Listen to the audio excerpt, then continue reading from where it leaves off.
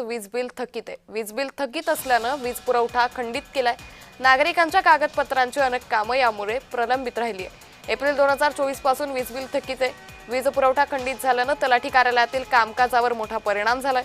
नागरिकांना 7/12 उतारे, उत्पन्नाचा दाखला, संजय गांधी योजनेच्या प्रस्तावांसारखी अनेक कामं प्रलंबित राहिली आहेत।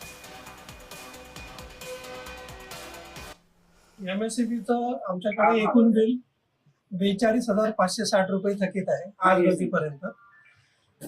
त्याचा आपण जो ऑफिस खर्चासाठी डिमांड असते ती आपण तहसील ऑफिसला कळवलेली आहे।